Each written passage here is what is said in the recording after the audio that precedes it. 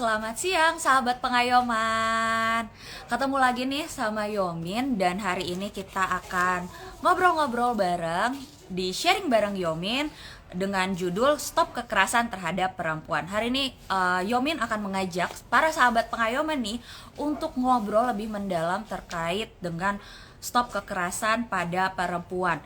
Karena banyak banget ya kasus-kasus terkait kekerasan terhadap perempuan gitu ya, apalagi faktanya ternyata 1 dari 3 perempuan tuh jadi korban kekerasan fisik dari pasangannya ataupun juga dari orang lain ataupun keduanya, dan setidaknya itu sekali gitu dalam hidup mereka. Jadi bisa dibilang kekerasan pada perempuan ini salah satu bentuk pelanggaran HAM yang paling umum dan juga paling luas di dunia. Nah, kita mau bahas lebih lanjut nih sebetulnya seperti apa sih melihat stop kekerasan pada perempuan ini. Dan hari ini kami akan mengundang 2 narasumber hebat, perempuan-perempuan hebat dari Indonesia. Yang pertama adalah Dr. Fitri Haryana, yaitu seorang expert di Gender and Society Working Group PhD Mama Indonesia, yang juga dosen di Ilmu Komunikasi FISIP Universitas Brawijaya. Dan yang kedua adalah Mbak Lisa Noviana, penyuluh hukum ahli media Badan Pembinaan Hukum Nasional Kementerian Hukum.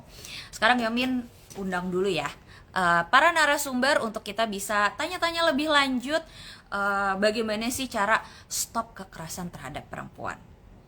Oke, kita undang dulu Mbak Fitri dan juga Mbak. Oke, silahkan buat teman-teman tanya-tanya di kolom komentar ya.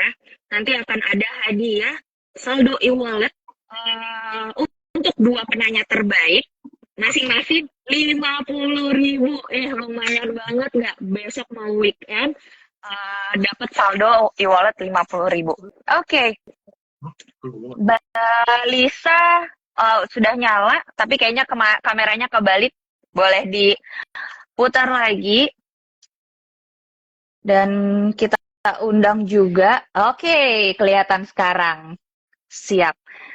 Terima kasih. Sekarang kita coba undang juga untuk PhD Mama Indonesianya dengan Dr. Fitri.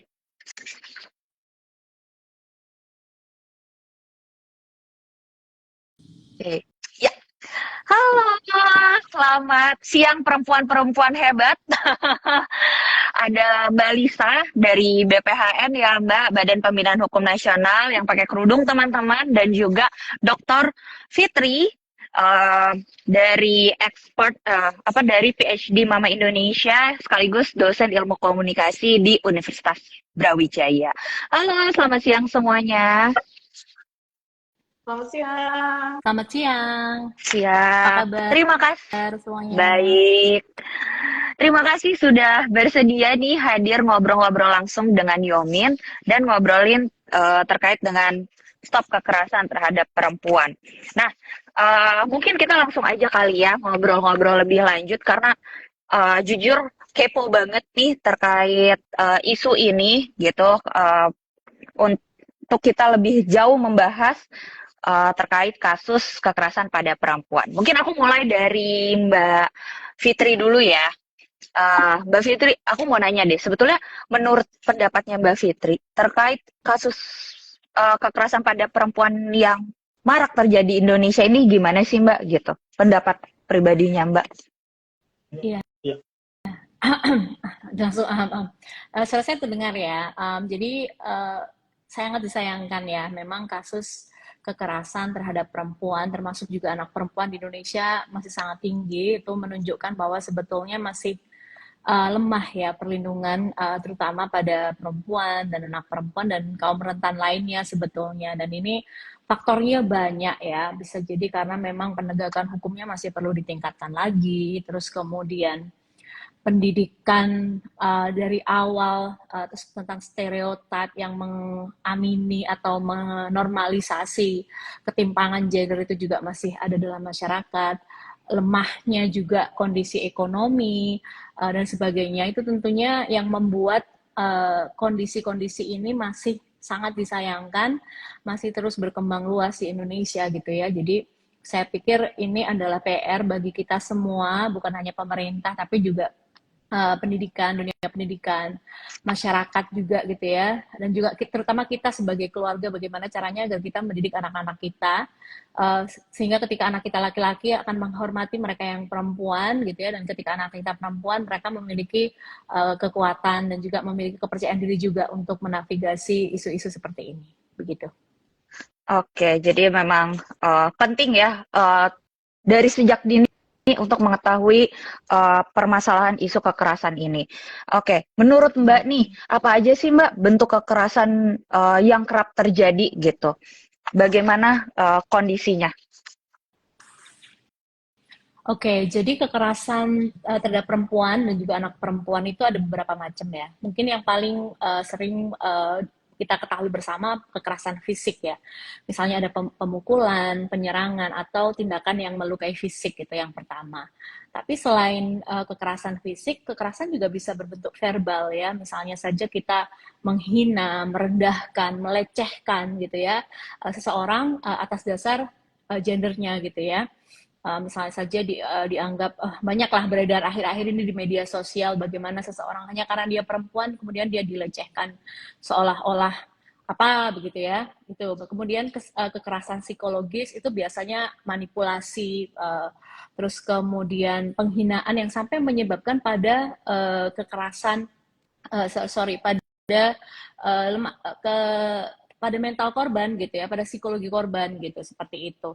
Terus kemudian kekerasan seksual mungkin yang paling banyak diketahui, misalnya saja perkosaan, pelecehan seksual, bahkan sampai pemaksaan hubungan seksual dalam rumah tangga gitu ya. Terus atau eksploitasi seksual ya, mungkin kalau kita tahu kasusnya P. Diddy, Hailey Wimara itu di situ juga letaknya. Jangan lupa juga ada kekerasan ekonomi, misalnya saja penelantaran finansial. Ya, itu juga sering terjadi. Dan yang terakhir, yang akhir-akhir ini marak dan saya yakin banyak yang mengalami juga adalah kekerasan berbasis digital. Ya, di mana kekerasan itu terjadi di dunia online. Seperti itu. Iya, ya. Benar sih Mbak. Jadi kayak kadang banyak kekerasan yang dalam bentuk komentar gitu ya. Sebenarnya itu juga termasuk kekerasan dalam dunia digital ya. Oke, kalau misalkan untuk disabilitas sendiri apakah sama Mbak? Untuk Iya, kaum kalau disabilitas itu kadang-kadang jadi kita dalam perspektif ini kita harus memahami bahwa setiap bahkan perempuan pun memiliki pengalaman yang berbeda. Apalagi perempuan yang disabel pasti juga pengalamannya yang berbeda. Tapi bagi bagi orang dengan disabilitas biasanya yang terjadi kekerasannya adalah penelantaran terhadap hak-hak mereka, penelantaran bahwa mereka memiliki kebutuhan khusus. Nah, itu juga sudah termasuk kekerasan juga sebetulnya. Kalau kita mau ngomongin lebih luas lagi, ada namanya kekerasan simbolik ya, tapi itu nanti bahasanya beda sendiri ya. Tapi basically yang ingin saya sampaikan adalah kekerasan simbolik itu kekerasan yang secara sangat-sangat subtle, sangat-sangat halus, sampai kita nggak tahu kalau itu adalah dalam bentuk kekerasan, karena kita menganggap itu adalah hal yang wajar. Nah, itu. Seperti itu. Oke. Jadi sebetulnya banyak macamnya ya Mbak terkait dengan kekerasan ini gitu, tapi kita ya kadang-kadang nggak sadar gitu kalau itu bentuk kekerasan. Nah, Iya. aku juga mau nanya nih Mbak, ada juga pernah dengar yang namanya kekerasan berbasis gender. Nah, itu apa ya Mbak gitu? Jadi kekerasan kekerasan terhadap perempuan itu salah satu bentuk kekerasan berbasis gender ya. Jadi kekerasan berbasis gender itu adalah kekerasan atau segala bentuknya ya, dalam segala bentuknya yang dilakukan terhadap seseorang berdasarkan identitas gendernya atau peran gendernya. Salah satu contohnya yang paling marak tentunya adalah kekerasan terhadap perempuan. Itu berarti hanya karena dia perempuan, dia mengalami berbagai macam kekerasan. Tapi kekerasan itu juga tidak berhenti di situ ya. Kekerasan juga bisa dialami oleh laki-laki. Nah, berarti karena dia laki-laki, tapi bukan karena dia laki-laki secara umum, tapi bisa jadi karena dia berada di posisi lemah misalnya ya, dalam keluarganya, dalam hubungan relasi misalnya, seperti itu, atau bahkan kekerasan yang dialami oleh transgender misalnya, karena diskriminasi yang mereka alami. Nah, itu berarti kekerasan berbasis gender ini lebih luas, dan salah satunya adalah kekerasan kepada perempuan dan anak perempuan. Seperti itu. Oke. Nah, berarti tadi bentuk kekerasannya seperti itu ya, Mbak. Jadi bisa aja misalkan penindasan yang dilakukan terhadap orang tersebut gitu ya, hanya karena dia perempuan atau dia karena laki-laki gitu ya. Yang penting seseorang lihat sebagai pihak yang lemah gitu ya. Oke, baik. Benar. Nah, menurut Mbak nih, apa sih yang bisa kita lakukan untuk melindungi perempuan dari segala bentuk kekerasan tersebut? Banyak ya, seperti yang saya sampaikan tadi, karena ini isunya kompleks. Jadi, cara menanganinya juga kompleks sekali ya. Yang pertama jelas kita harus meningkatkan kesadaran. Baik perempuan, anak perempuan, atau bahkan kaum laki-laki juga gitu ya. Kita harus tahu tuh, apa sih sebetulnya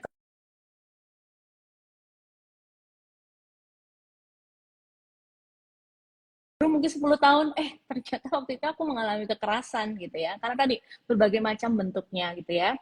Jadi peningkatan kesadaran tentunya bisa dilakukan oleh pihak-pihak terkait ya, misalnya oleh pemerintah, oleh LSM ya, CSO, dan juga pihak-pihak lain yang berkepentingan ya tentang kampanye dan edukasi harus dilakukan terus-menerus gitu ya.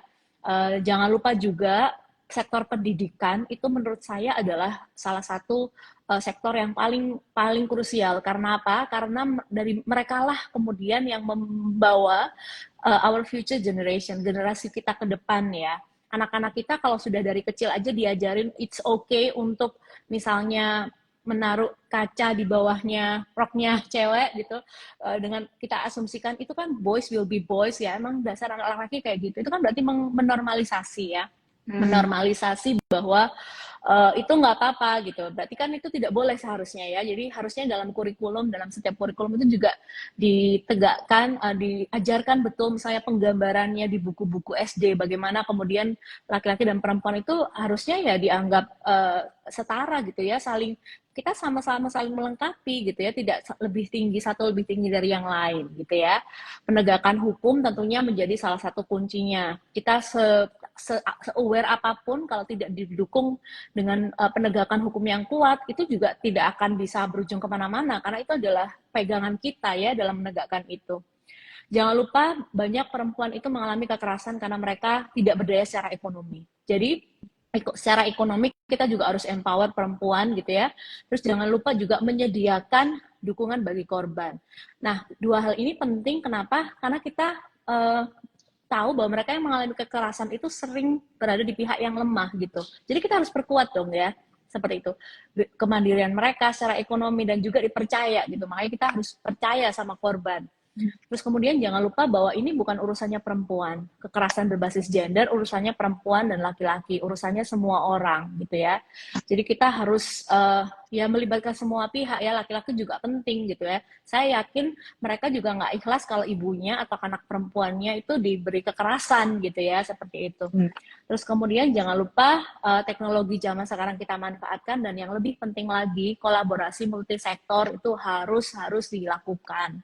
Tanpa itu akan berat sekali, karena seperti yang saya sampaikan tadi, ini adalah isu yang kompleks. Iya, setuju sih Mbak. Itu dari saya. Setuju.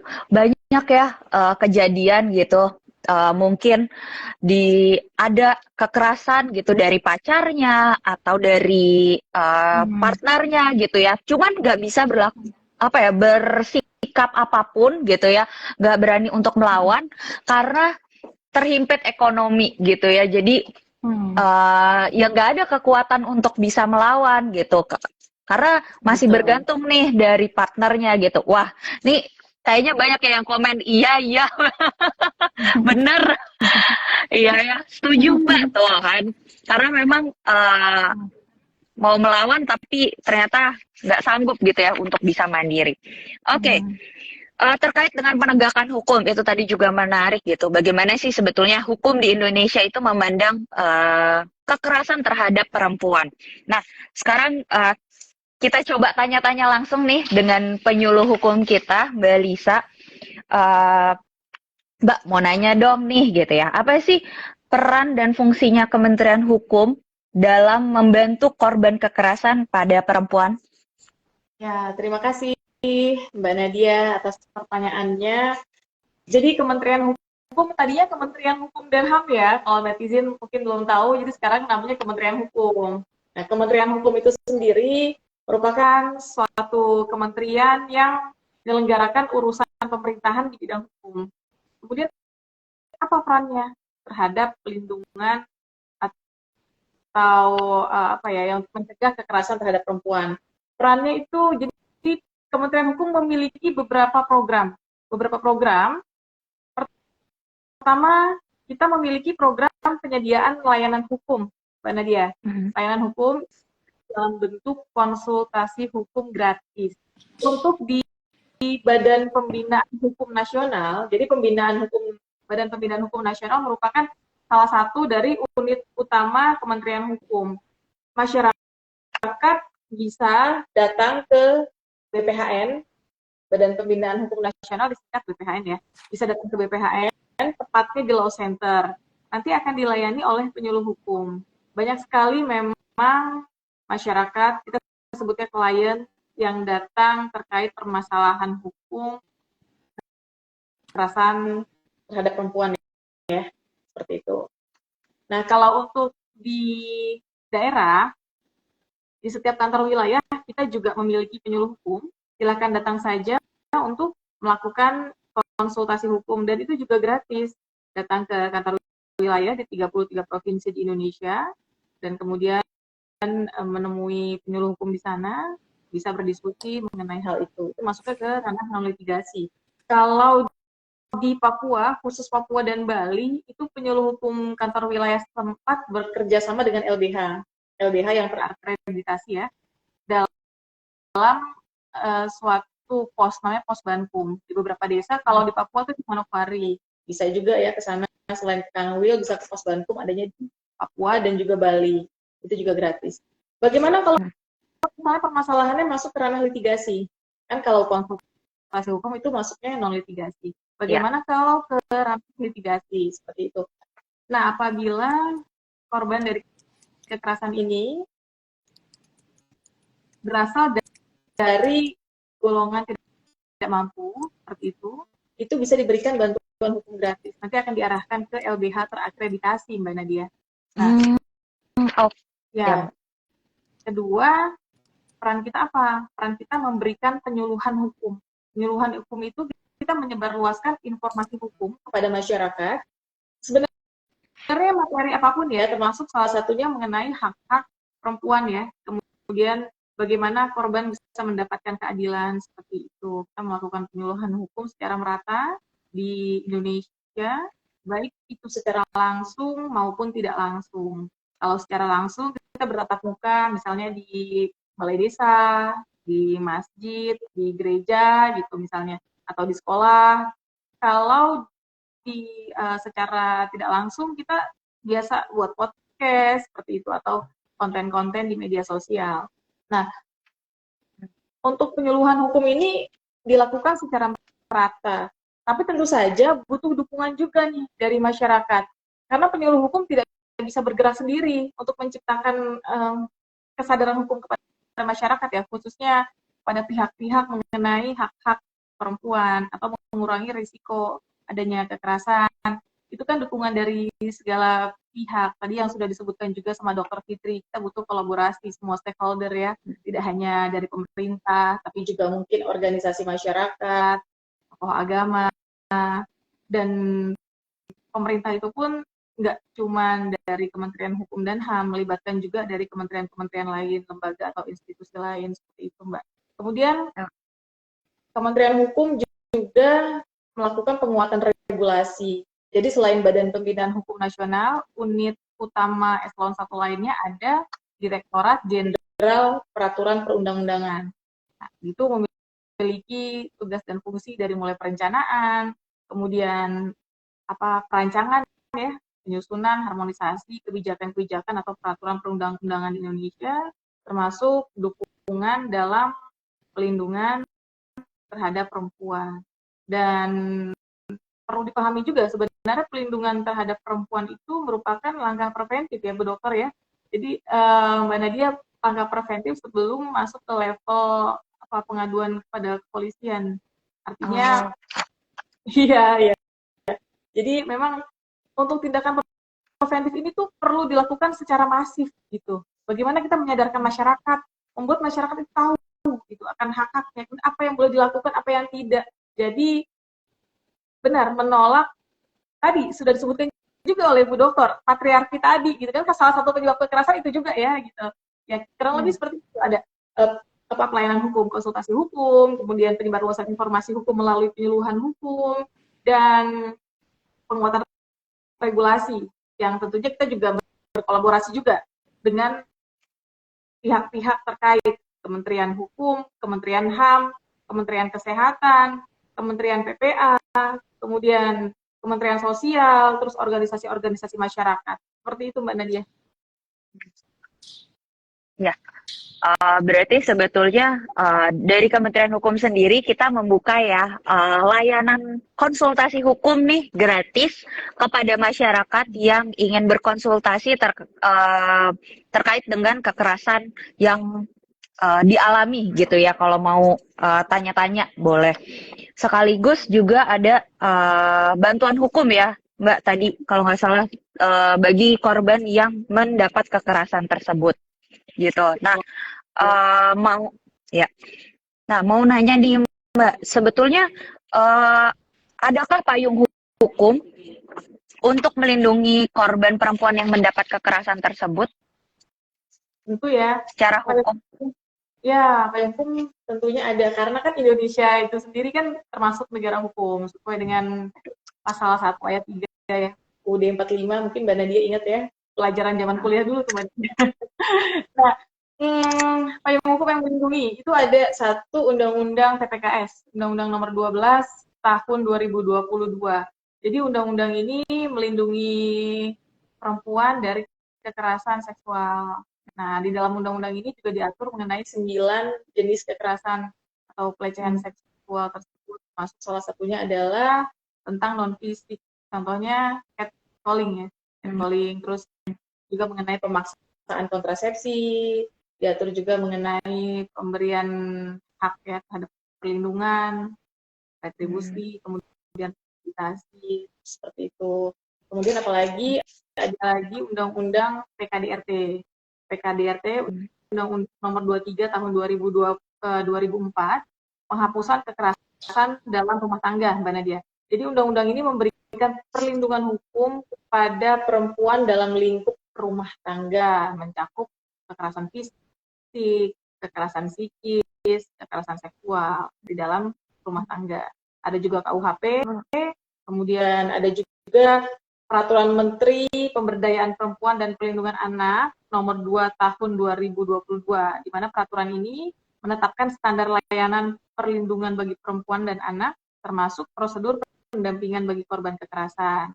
Dan ada juga di sini Permendikbud Nomor 30 Tahun 2021 tentang pencegahan dan penanganan kekerasan seksual di lingkungan perguruan tinggi.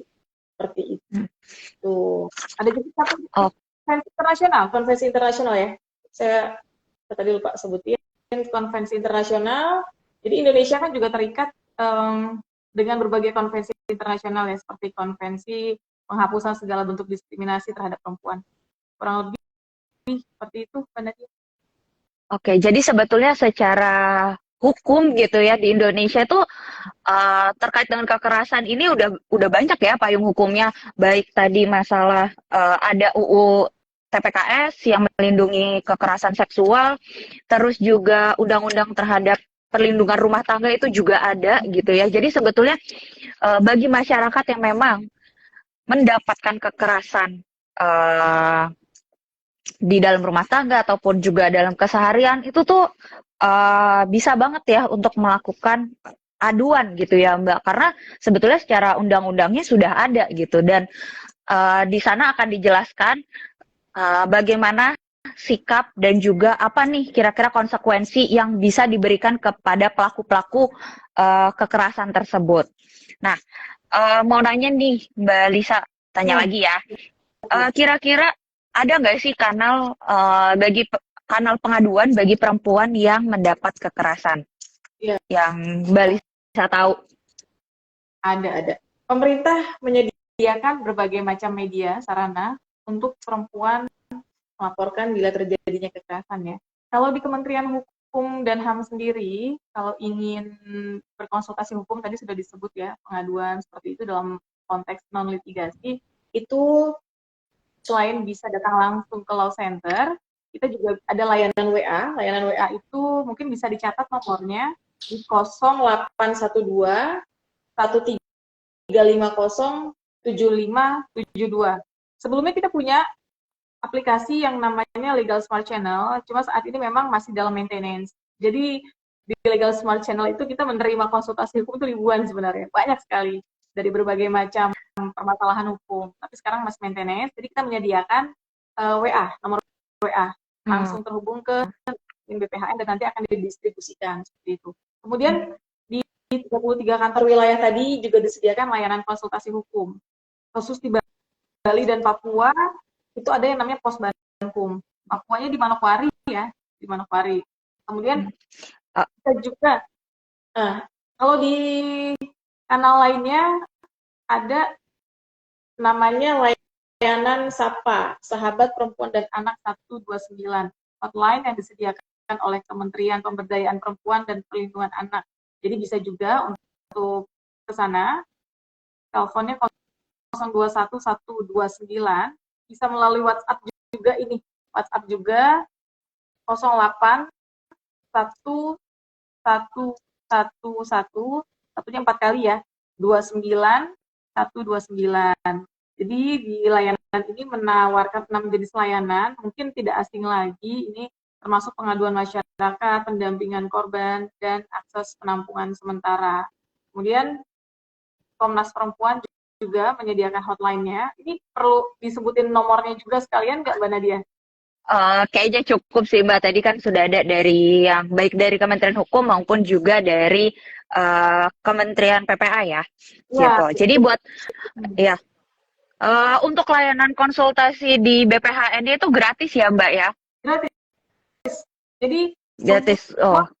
hukum, semua yang datang ke tempat kami akan dilayani dengan baik dan gratis. Oke, jadi buat teman-teman nih yang ingin berkonsultasi hukum gitu, boleh dipersilahkan untuk menghubungi nomor WhatsApp BPHN di 0812 1350 7572. Dicatat ya, ayo dicatat, jangan lupa teman-teman. Layanan konsultasi hukumnya gratis, tis gitu. Ya. Oke, nah kalau misalkan bantuan hukum Mbak, itu kira-kira gratis juga nggak nih? Iya betul, gratis. Bantuan hukum, jadi gini, kalau untuk konsultasi hukum, itu kami tidak melakukan penggolongan. Artinya semua bisa datang gratis. Tapi ketika dia harus diberikan bantuan hukum dalam konteks litigasi ya, yang kita berikan hanya mereka dari masyarakat tidak mampu. Masyarakat tidak mampu. Itu dalam rangka komitmen pemerintah ya, dalam memastikan akses keadilan bagi korban tanpa beban biaya, access to justice gitu kan. Seperti itu. Oke, baik. Jadi ada bantuan hukum gratis teman-teman bagi masyarakat tidak mampu ya. Jadi buat masyarakat nih yang tidak mampu gitu tapi mengalami kekerasan gitu, misalkan dalam rumah tangga, gak usah takut, bisa ngadu ke negara gitu ya. Nanti juga akan dibantu permasalahan hukumnya secara gratis, bisa nanti tanya-tanya langsung ke BPHN gitu. Nah ini buat teman-teman selain yang nonton gitu ataupun juga yang mengetahui keadaan keluarga atau saudaranya atau lingkungan sekitarnya yang ternyata memang ada dalam kasus kekerasan tapi tidak berani ngadu, yuk temenin dan bisa langsung konsultasi ke BPHN BPHN ataupun juga meminta bantuan hukum di sana ya. Oke, pertanyaan buat Mbak Lisa lainnya. Apa sih upaya yang sebetulnya harus dilakukan pemerintah untuk menekan kasus kekerasan pada perempuan nih, Mbak? Ya, sebenarnya upaya-upaya sudah banyak ya dilakukan ya, dari mulai penguatan regulasi, sosialisasi, kemudian pemberian rehabilitasi seperti itu. Tapi mungkin memang perlu dilakukan penguatan lebih lagi, khususnya terhadap penerapan kebijakan anti kekerasan ya. Jadi itu harus dibuat jelas, tegas di mana aja, dalam sektor manapun, dalam sektor pendidikan, tadi ya universitas, kemudian tingkat pemerintahan, di desa, di kabupaten. Jadi kalau hukumnya udah ada nih, hukumnya bagus, cuman kalau nggak diterapkan dengan baik dan benar oleh pihak-pihak terkait, ya bagaimana gitu. Pokoknya harus jelas dan tegas, itu pertama. Terus kedua, mengenai sosialisasi dan edukasi. Ya memang kampanye ini harus disosialisasikan secara masif dan merata. Misalnya nih, wilayah A sudah mendapatkan sosialisasi hukum. Nah, orang-orang dari wilayah A yang sudah mendapatkan sosialisasi atau penyuluhan hukum tadi, mohon dengan keikhlasannya gitu, atau mau menjadi agen untuk menyebarkan lagi kepada pihak-pihak lain di sekelilingnya. Jadi berita baik itu menyebar dari mulut ke mulut sehingga bisa dipahami juga oleh yang lainnya yang belum masuk ke dalam penyuluhan hukum seperti itu. Kemudian juga bisa mungkin dengan cara mengintegrasikan pendidikan ya Mbak Nadia, pendidikan tentang kesetaraan gender misalnya dalam kurikulum ya, Dr. Fitri mungkin ini lebih paham ini kalau misalnya mengenai integrasi kurikulum. Nah, seperti itu. Jadi memang generasi muda tuh harus dibentuk pola pikirnya gitu, harus gimana cara menghargai hak-hak gitu, hak-hak asasi perempuan seperti itu. Nah, kemudian peningkatan layanan dan dukungan bagi korban. Mungkin nah saat ini memang sudah ada layanan-layanan atau dukungan bagi korban di wilayah-wilayah. Tapi masih ada aja mungkin wilayah yang belum ada layanannya. Wilayah-wilayah yang remote area mungkin yang kita nggak terjamah. Nah, itu perlu juga tuh. Ini perhatian juga buat pemerintah. Mungkin saat ini sedang proses dan pasti semua harus mendapatkan akses keadilan seperti itu. Ya, tambahan ini aparat hukum perlu mendapatkan pelatihan. Seperti misalnya saya penyuluh hukum gitu, mendapatkan pelatihan mengenai khusus perempuan. Jadi bagaimana ketika saya menerima klien yang korban kekerasan perempuan gitu, saya tuh harus memberikan apresiasi seperti apa atau gestur tubuh saya seperti apa. Jangan ketika dia cerita ada hal yang mungkin itu lucu kita ketawain, padahal itu derita dia. Atau mungkin aparat-aparat penegak hukum diberikan ilmu pengetahuan mengenai dasar-dasar hukum terkait tentang kekerasan perempuan ini gitu. Jadi penanganannya juga tepat. Lah pelatih. Kemudian terakhir yang paling penting membangun sinergi antar lembaga. Itu penting banget. Jadi nggak kerja sendiri-sendiri, tapi semua itu saling keterkaitan, sinergi. Seperti itu Mbak Nadia. Oke, baik. Terima kasih Mbak Lisa. Setuju banget ya. Jadi buat teman-teman nih, yuk kita berani speak up gitu. Ketika teman-teman mendapatkan kekerasan ataupun tahu nih keluarga, kolega, saudara yang mendapatkan kekerasan gitu, jangan ragu untuk mengadukannya kepada pihak yang berwajib gitu, atau mungkin juga mau konsultasi dulu gitu ya kepada BPHN terkait kekerasan yang terjadi. Boleh banget ya teman-teman, karena jangan sampai gitu ya kita tahu dan kita nggak bantu untuk speak up gitu. Jangan sampai nantinya terjadi hal-hal yang kita tidak inginkan gitu terhadap korban-korban tersebut. Oke, kita langsung masuk aja para narasumber ke pertanyaan netizen. Kebetulan udah banyak banget yang tanya, mungkin udah ratusan kemarin, dan ini kita coba untuk sortir beberapa pertanyaan. Mungkin dari Mbak Fitri dulu kali ya. Aku mau nanya nih Mbak, ini juga salah satu pertanyaan yang menurut aku menarik. Sebetulnya apa sih hubungannya stereotip gender dan budaya patriarki dengan meningkatnya kekerasan terhadap perempuan gitu? Karena kan biasanya orang-orang Asia tuh dikenalnya patriarki ya gitu. Boleh dijelaskan Mbak, menurut Mbak gimana? Iya, jadi pertama kita harus tahu dulu apa itu patriarki ya kayaknya ya. Ini jadi bisa ikut kuliah saya. Ikut kuliah saya. Paham dulu hati-hati. Sambil promosi mata kuliah Gender and Media Activism.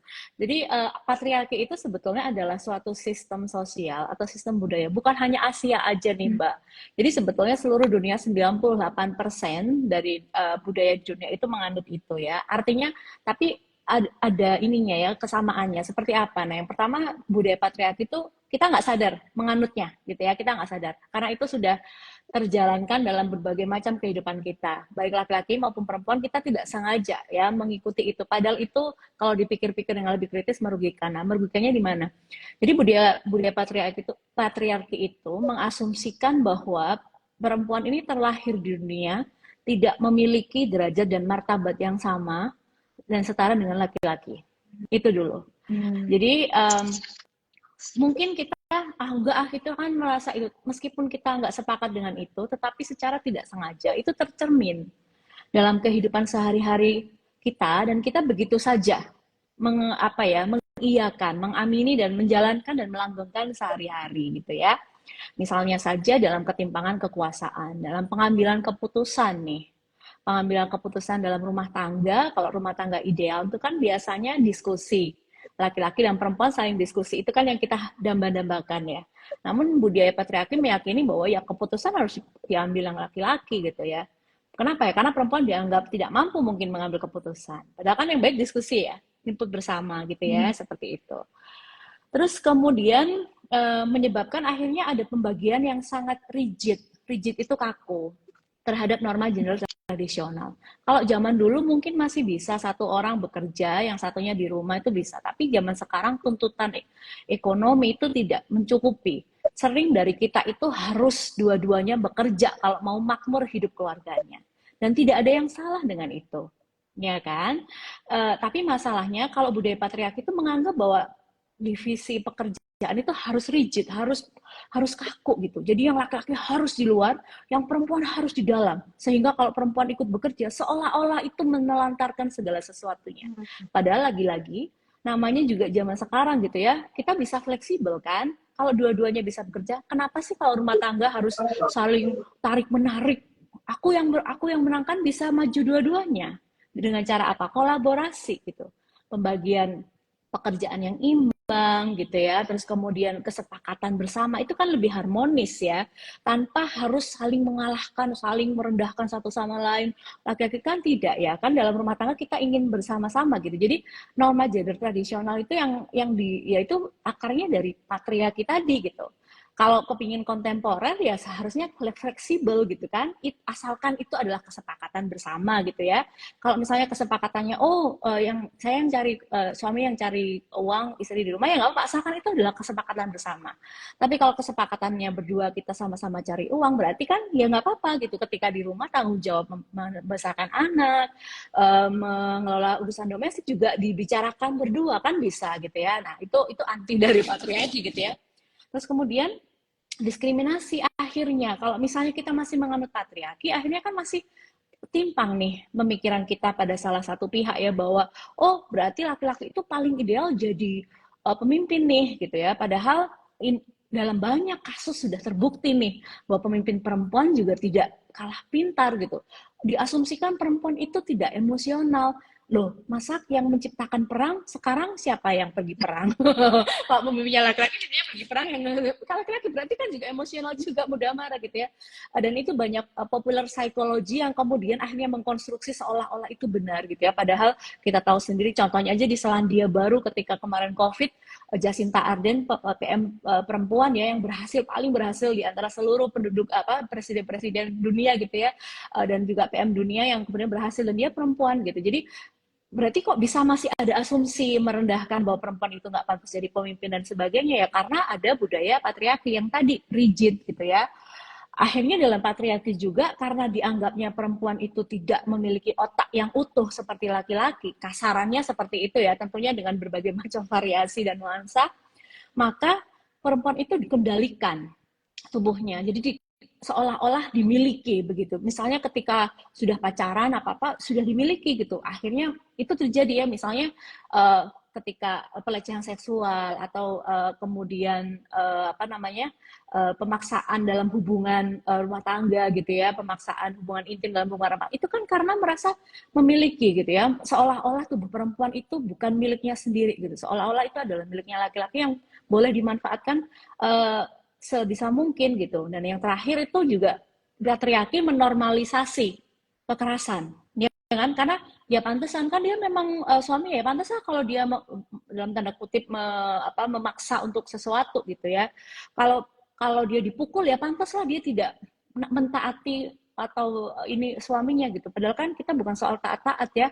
Kalau rumah tangga kan soal ini ya berkolaborasi gitu, soal bekerja sama membina hubungan yang harmonis dan setara. Itu yang sekarang sama pemerintah juga berusaha untuk digaungkan gitu, soal kesetaraan dalam hubungan seperti itu. Jadi itulah bagaimana kemudian patriarki itu bisa berkontribusi pada memaklumi kekerasan gender. Jadi ketika ada kekerasan gender terjadi, maka yang disalahkan adalah perempuannya, bajunya sih atau apa sih dia gini atau suka menggoda sih gitu. Kemudian tidak dipercaya sama di sekelilingnya gitu ya. Ketika meminta bantuan dianggap dia tidak penting dan sebagainya, dianggap ceritanya tidak bermanfaat, tidak dipercaya begitu sama lingkungannya. Itulah kemudian bagaimana hubungan antara patriarki dan ini kekerasan. Jadi sangat kompleks ya Mbak ya ketika aku bilang begini, seperti itu. Iya. Oke, aku jadi punya pertanyaan selanjutnya nih dari Lida Apri. Sebenarnya apa sih Mbak perbedaan pelecehan seksual dan penyerangan seksual? Ketika membahas kekerasan terhadap perempuan itu kan suka dibicarakan ya. Ya, kalau pelecehan seksual itu merujuk pada tindakan yang bersifat tidak fisik biasanya. Jadi misalnya catcall ya, disuitin ketika jalan gitu kan, atau disyarat atau dikedipin atau ditoel ya. Sentuhan-sentuhan yang tidak diinginkan dengan konotasi seksual itu adalah pelecehan seksual. Saya yakin banyak sekali perempuan muda terlepas dari bagaimana dia berpakaian atau dimanapun dia berada itu mengalami itu ya. Tadi karena budaya patriarki yang menganggap seolah-olah tubuh kita bukan punya kita ya. Terus kemudian kalau penyerangan seksual atau sexual assault ya itu lebih parah ya, itu berarti penyerangan fisik ya, berarti misalnya pemaksaan hubungan seksual, pemerkosaan itu termasuk dalam penyerangan seksual atau sexual assault. Oke. Jadi sebetulnya tadi juga memang sudah dijelaskan ya, kalau kita dapat catcalling itu udah termasuk yang namanya pelecehan seksual gitu ya. Jadi nggak harus nunggu sampai kayak ada pemerkosaan atau pemaksaan hubungan gitu ya. Misalnya nih,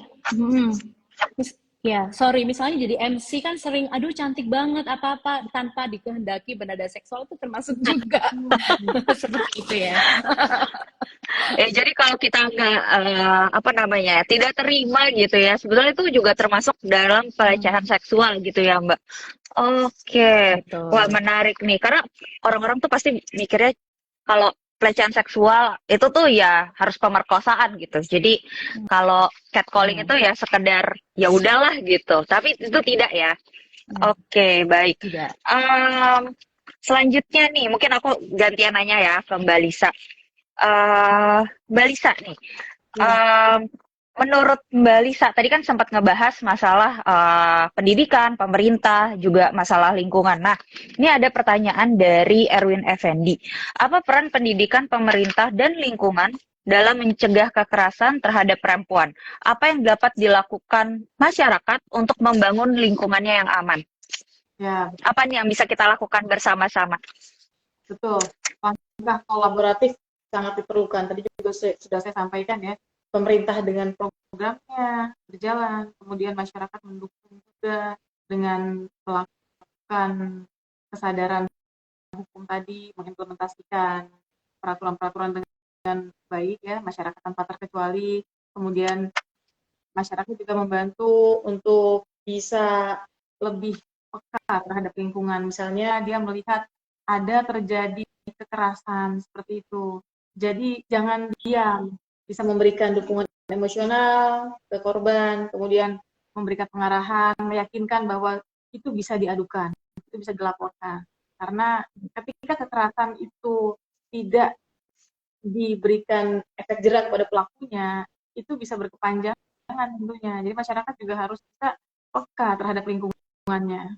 Kemudian dari dunia pendidikan, sekarang kan sudah ada aturannya, bisa dilakukan dan diterapkan ya, diimplementasikan dengan baik. Misalnya ada yang ngadu terjadi pelecehan seksual gitu kan. Kan kemarin jadi ada kasus ya, mungkin dokter itu juga tahu, di salah satu universitas dia ngadu malah diketawain ya.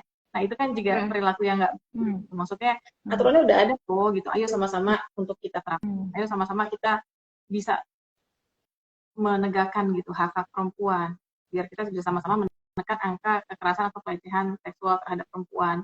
Kemudian memasukkan kurikulum-kurikulum tentang pendidikan seksual atau hak-hak perempuan di dalam lingkup pendidikan gitu misalnya.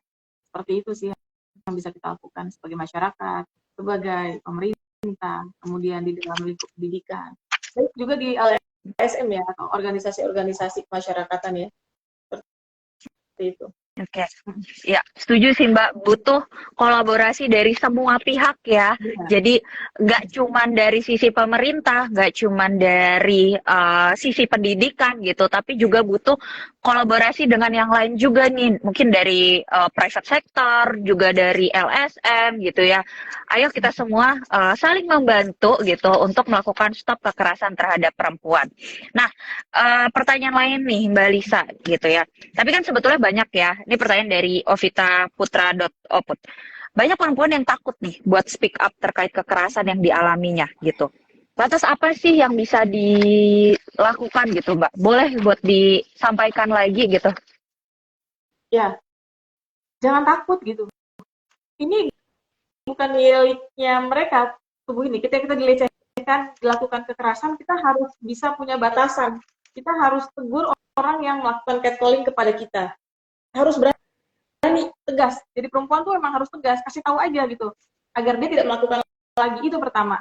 Kedua, juga jangan takut untuk melaporkan kepada kepolisian misalnya, pihak terkait kalau memang itu sudah tidak bisa kita tolerir lagi perlakuannya, kita adukan kepada kepolisian seperti itu, atau kepada tadi ya hotline yang sudah saya sebutkan ya, Kementerian PPA gitu, atau ke mana tadi BPHN juga bisa gitu kan. Nah, terus apalagi yang perlu kita lakukan? Kita jangan mau diajak jalan misalnya. Kita kenal sama orang di media sosial, baru juga kenal, diajak jalan kok udah mau misalnya. Kita hati-hati juga, selektif juga untuk melihat gitu, baru kenal udah mau diajak jalan. Atau kalau memang ternyata memang harus banget gitu, dilihat kepentingannya dan jangan jalan sendiri kayak gitu. Kita kan yang bisa melindungi diri kita sendiri kayak gitu. Itu sih langkah-langkah. Betul kan, langkah-langkah yang harus kita lakukan sebagai perempuan yang cerdas. Baik. Iya. Jadilah perempuan yang cerdas ya teman-teman gitu. Nggak cuma cantik tapi cerdas. Oke, jadi buat teman-teman nih sekali lagi diingatkan ya, bagi teman-teman yang memang melihat kekerasan melihat kekerasan terhadap perempuan gitu ya, baik dalam bentuk pelecehan seksual ataupun penyerangan seksual gitu ya, ataupun juga mengalami sendiri kekerasan, jangan ragu untuk memberikan aduan baik ke Kemen PPA ataupun mau konsultasi dulu ke BPHN, itu boleh banget. Karena sebetulnya secara hukum di Indonesia itu sudah sangat melindungi perempuan gitu. Sudah banyak sudah banyak aturan yang melindungi perempuan terhadap kekerasan gitu. Jadi jangan takut untuk mengadukannya, jangan diem aja, coba berani untuk speak up. Kalaupun nggak berani untuk speak up sendiri, bisa ajak nih entah temannya, keluarganya gitu ya untuk melakukan aduan tersebut. Tadi juga kalau dari Mbak Lisa juga sudah menyampaikan bahwa ada nih nomor layanan konsultasi hukum gratis dari BPHN di nomor 0812 1350 7572. Jadi silahkan untuk menghubungi nomor layanan konsultasi hukum tersebut gitu ya. Tenang aja, ini gratis. Atau juga bisa langsung call centernya BPHN. Oke, Mbak Lisa dan juga Mbak Fitri, karena ini juga sudah Ya, ini satu lagi, maksudnya gini, perempuan jangan takut ya kalau mau melaporkan kejadian-kejadian terkait kekerasan perempuan karena dilindungi juga. Jadi pemerintah ya Indonesia punya yang namanya LPSK. Jadi organisasi pemerintah yang dibuat ya disiagakan sebagai garda untuk perlindungan terhadap korban dan saksi. Jadi jangan takut gitu. Itu Oke. udah itu lah. Ya. Benar. Kita sampai lupa mention ya. Kalau kita punya yang namanya LPSK gitu. Jadi silakan untuk melakukan aduan. Jangan takut gitu ya. Nanti tidak akan dilayani, enggak, tapi banyak banget nih channel-channel yang bisa teman-teman lakukan gitu untuk bisa menstop kekerasan terhadap perempuan. Oke, Mbak Lisa dan juga Mbak Fitri, tadi kita udah sempat nanya-nanya dan juga sudah menanyakan pertanyaan netizen. Boleh nih pilih 2 pertanyaan gitu ya, mungkin masing-masing satu. Mana pertanyaan yang paling menarik dan nanti akan mendapatkan saldo e-wallet sebesar 50.000. Oke, mungkin dari Mbak Fitri dulu. Boleh Mbak, tadi pertanyaannya yang mana yang menarik menurut Mbak Fitri? Di sini saya coba lihat yang hubungan stereotip gender dan budaya patriarki dengan meningkatnya kekerasan terhadap perempuan dari Rizky.Herdano. Oke, selamat untuk Rizky.Herdanu. Nanti kita mention juga ya di story-nya Kemenkumham RI untuk mendapatkan hadiahnya. Dan kalau untuk Mbak Lisa, kira-kira yang mana nih Mbak? Yang pertanyaannya menarik nih.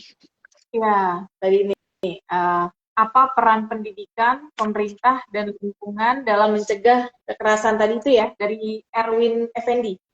Oke, baik. Wah, ini dua-duanya kayaknya yang dapat malah yang cowok ya. Berarti sebetulnya meskipun laki-laki tuh sebenarnya banyak juga ya yang concern terhadap kekerasan terhadap perempuan gitu. Mereka juga cukup melek gitu ya untuk stop kekerasan terhadap perempuan. Oke, baik. Mbak Fitri dan juga Mbak Lisa, terima kasih banyak sekali sudah menyediakan waktunya untuk kami dan bisa ngobrol-ngobrol bareng nih terkait dengan stop kekerasan terhadap perempuan. Terima kasih banyak. Semoga apa yang kita sampaikan pada hari ini itu berguna untuk netizen, masyarakat, sahabat pengayoman, dimanapun berada. Nanti kalau misalkan mau tanya-tanya lagi, boleh untuk follow di akunnya PhD Mama Indonesia untuk ngobrol bareng sama Mbak Fitri, ataupun juga mau tanya-tanya langsung ke BPHN di BPHN_Kemenkumham. Oke, terima kasih banyak Mbak Fitri dan Mbak Lisa. Kita jumpa lagi di waktu yang akan datang. Terima kasih. Sampai jumpa. Pak. Terima kasih. Sampai jumpa semuanya. Dan netizen. Terima kasih semuanya, sahabat pengayoman. Pamit ya. Ya. Pamit, dadah. Terima kasih semuanya.